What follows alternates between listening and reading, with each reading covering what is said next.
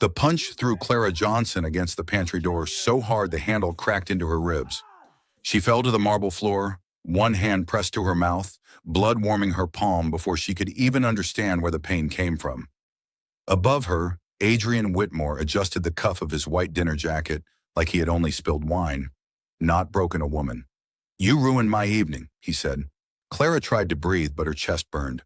"I only dropped the tray," she whispered. "It was an accident." Adrian's eyes narrowed. "An accident? In front of senators, investors, and my father's guests?" Music drifted from the ballroom. Laughter followed. Nobody came. Clara had worked in the Whitmore mansion for 4 years. She had polished their silver, raised their curtains, carried their secrets, and learned one lesson very well. Rich people could hear everything except the suffering of someone they considered beneath them. Adrian grabbed her by the arm and dragged her toward the service hallway. "Please," she cried, "I'll pay for the glasses." He laughed. "With what? Your monthly salary?" She stumbled, her shoes sliding on the floor. "Please, sir, let me go." "Don't call me sir like you respect me.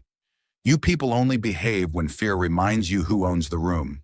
He shoved her into the small storage room behind the kitchen. Her shoulder hit the wall. Pain shot through her body. Then he stepped in after her and closed the door. Clara's heart froze. "No," she whispered.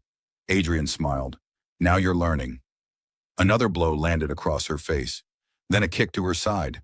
She curled into herself, trying to protect her stomach, her ribs, her head. She thought of her little sister, Grace, waiting at home with school books spread across the kitchen table.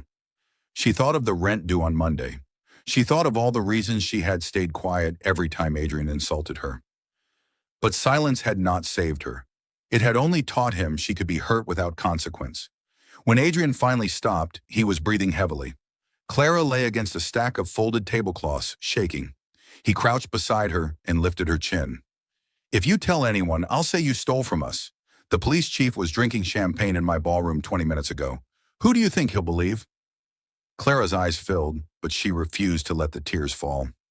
Adrian stood and opened the door. "Stay here until I decide what to do with you." He stepped out, locked the door, and walked away. For a few seconds, Clara heard only her own breathing. Then the party continued above her like nothing had happened. She dragged herself across the floor. Every movement cut through her ribs. Her fingers searched beneath a loose tile near the mop bucket until they touched cold plastic. The phone. 3 months earlier, Kang Min-Jae had left it there. He was the Korean Mafia boss nobody in the city dared to insult. The Whitmores called him a business partner in public, but Clara had seen fear in their eyes whenever his black cars entered the gate. One night she had found him bleeding in the garden after a private meeting went wrong. She had wanted to run, but something in his face stopped her. Not weakness, exhaustion. She had cleaned the wound on his shoulder without asking questions. Before leaving, he placed an old phone in her hand. "If this house ever becomes dangerous," he had said, "press 1. She had almost thrown it away. Now her shaking thumb pressed the button. The call connected after one ring. A calm voice answered. "Yes." Clara could barely speak. "Come and save me." Silence. Then the voice changed. "Who is this?" "Clara," she whispered. "The maid. Whitmore Mansion. Adrian beat me. He locked me in the storage room." A door slammed on the other end. "Are you bleeding?" "Yes." "Can you walk?" "No." "Can you stay awake?" She swallowed a cry. "I don't know." "You will," Min-Jae said. "Listen carefully. I am 15 minutes away. Do not sleep before I reach you." Her lips trembled. "Why would you come?" "Because you called me." The line stayed open. Clara held the phone like it was the last piece of life left in her hand. If this story has already pulled you in, don't forget to like this video and subscribe to Storyverse TV, because what happens when Min-Jae enters that mansion will shock everyone who thought Clara had no one. In the back seat of a black SUV, Kang Min-Jae stared at the city lights while his driver sped through traffic. His right-hand man, June, checked his weapon quietly. "We are leaving the council meeting?" June asked. Min-Jae did not blink. "Yes. The council will see it as disrespect. They may survive disrespect." "And Whitmore?" Min-Jae looked down at the phone, listening to Clara's broken breathing. "He may not." Back inside the mansion, Clara heard footsteps outside the storage room. Her heart slammed against her ribs. The lock turned. She quickly pushed the phone under the folded cloth beside her thigh. Adrian opened the door with a glass of whiskey in his hand. "Still breathing?" he asked. Clara said nothing. He stepped inside and looked at her with disgust. "You made me lose face tonight." "I didn't mean to." "You keep saying that like it matters." He bent down and noticed the glow beneath the cloth. His face hardened. "What is that?" Clara grabbed for it, but Adrian was faster. He snatched the phone and stared at the screen. His drunken confidence faded. "Who did you call?" Clara's silence answered him. He put the phone to his ear. A quiet voice came through. "Adrian Whitmore." Adrian's hand tightened. Min-Jae continued. "Move away from her." For a moment he said nothing. His gaze moved over her swollen cheek, her bleeding lip, her trembling hands. Then his voice lowered. "Did he do all of this?" Clara tried to answer, but the tears finally came. Min-Jae removed his coat and wrapped it around her shoulders. "You are leaving this house." She shook her head. "My sister?" "Already protected," he said. Clara blinked. "What?" "The moment Adrian touched that phone, I sent men to your apartment." Her breath broke. Nobody had ever protected what she loved before she begged them to. Min-Jae lifted her carefully. Pain ripped through her ribs and she cried out against his chest. "Breathe," he said. "I can't." "You can." One breath, then another. "I'm scared." His jaw tightened. "Good. Fear means you are still alive. Hold on to it until we get outside." He carried her through the kitchen and into the grand hallway. The guests stood frozen in expensive gowns and tailored suits. The same people who ignored her cries now stared at her like she had become human only because a dangerous man held her. Adrian stood near the staircase, pale and shaking, a pistol in his hand. "Put her down," he shouted. Min-Jae stopped. Clara whispered, "Please don't let him shoot." Min-Jae looked at Adrian without fear. "You had 15 minutes to run," he said. "You wasted them." Adrian's hand shook around the pistol. His father, Lord Whitmore, pushed through the frightened guests, trying to turn panic into authority. "Mr. Kang," he said quickly, "this is a misunderstanding. Whatever Clara claims happened, we can settle it quietly." Clara's heart sank. Even now, they called her pain a claim. Min-Jae did not raise his voice. "Your son beat her, locked her away, threatened her family, and pointed a gun while she is bleeding in my arms." Lord Whitmore swallowed. "Name your price." Min-Jae smiled faintly. That smile frightened the entire room. "You think everything has a price because you have never met a consequence." Adrian shouted, "Get out of my house!" Min-Jae looked at him. "This stopped being your house when you turned it into a cage." Adrian raised the gun higher. Clara gripped Min-Jae's shirt. "Please." He looked down at her. His expression softened only for a second. "You want mercy?" "I want to live," she whispered. That answer silenced him. Min-Jae turned to June. "Take her to the car." "No," Clara pleaded. "Don't leave me." "I came when you called," he said. "I will not leave you where he can reach you." June stepped forward and carefully took Clara from him. Her ribs screamed as she moved, but she held the coat around her like armor. As June carried her toward the door, Adrian fired. The bullet struck the chandelier above them. Crystals rained down. Guests screamed and scattered. Min-Jae moved before Adrian could fire again. He crossed the room with terrifying calm, grabbed Adrian's wrist, and twisted until the pistol fell. Adrian screamed as Min-Jae drove him to his knees. Lord Whitmore shouted, "Stop! Do you know what you are doing?" Min-Jae did not look at him. "I am teaching your son the first lesson you failed to give him." Adrian gasped, tears already forming. "You can't touch me." Min-Jae leaned closer. "That is what made you careless." He released Adrian's wrist and stepped back, leaving him kneeling in front of everyone he had tried to impress. No long speech, no loud revenge, just humiliation sharper than any blow.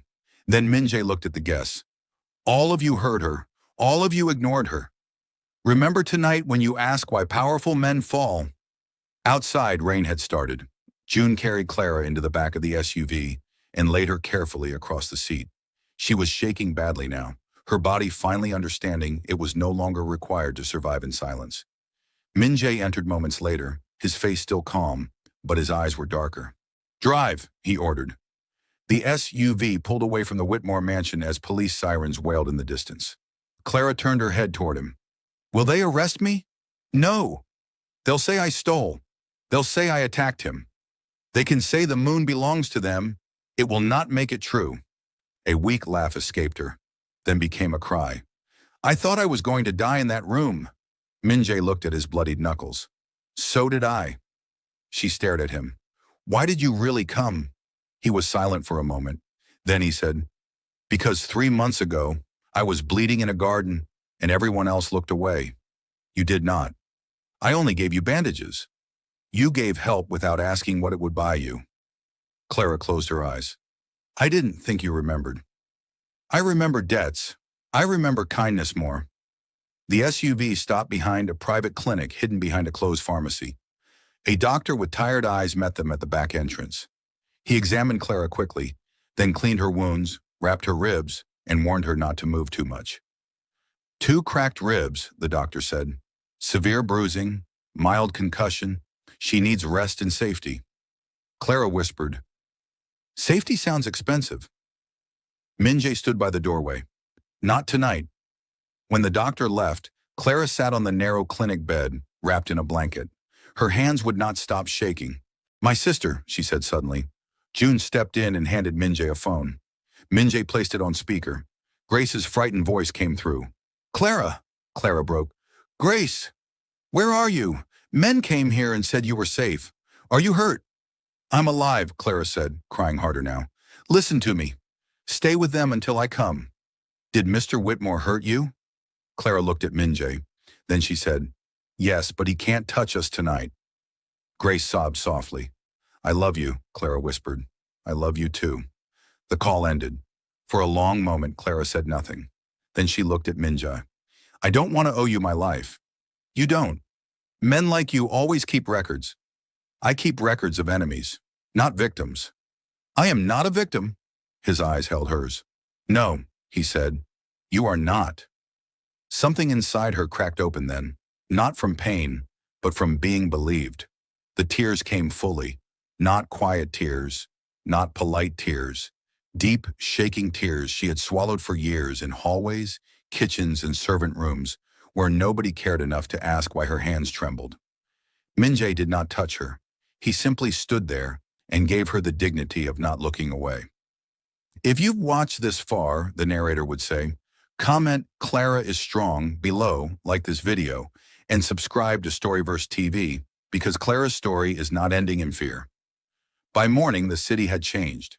The Whitmore family released a statement claiming an intruder attacked their home. But before noon, videos from inside the mansion appeared online. One showed Adrian dragging Clara. Another captured Lord Whitmore offering money while Clara bled in Min-Jae's arms. The world finally saw what the mansion had hidden. Sponsors withdrew. Guests denied friendship. Police officers who once smiled at Whitmore dinners suddenly promised a full investigation. Adrian disappeared from public view, but Clara did not celebrate. She stood by the clinic window, wearing fresh clothes Grace had brought her, one hand resting carefully over her bandaged ribs. Min-Jae entered quietly. You can leave the city, he said. I can arrange it. Clara turned. And keep running? Running is not always weakness. No, she said, but hiding was killing me before Adrian ever touched me. For the first time, Min-Jae looked almost impressed. What do you want? Clara's voice shook, but it did not break. I want my sister safe. I want my name cleared. I want every maid in that house paid what they are owed. And I want Adrian to know I survived. Min-Jae nodded once. Then we begin there. His phone rang. He glanced at the screen, and his face changed. Clara noticed. What is it? He answered. A man's voice spoke loudly enough for her to hear. The Whitmores have called in old friends. They want the girl silenced before she testifies. Min-Jae looked at Clara. For a moment, the clinic seemed to go still. Then Clara slowly stood, refusing to let pain fold her again. Tell them, she said. I already spent years being silent. Min-Jae's eyes darkened with approval. He spoke into the phone. She is not running, the voice asked. Then what is she doing? Min-Jae looked at Clara, and this time his smile was not cold. It was dangerous in a different way. She is coming back. If you enjoyed this story, like this video, subscribe to Storyverse TV and comment below. Would you have pressed one if you were Clara? Because in the next chapter, the maid they tried to bury walks back into the same mansion, not as a servant, but as the woman who brings the Whitmore empire to its knees.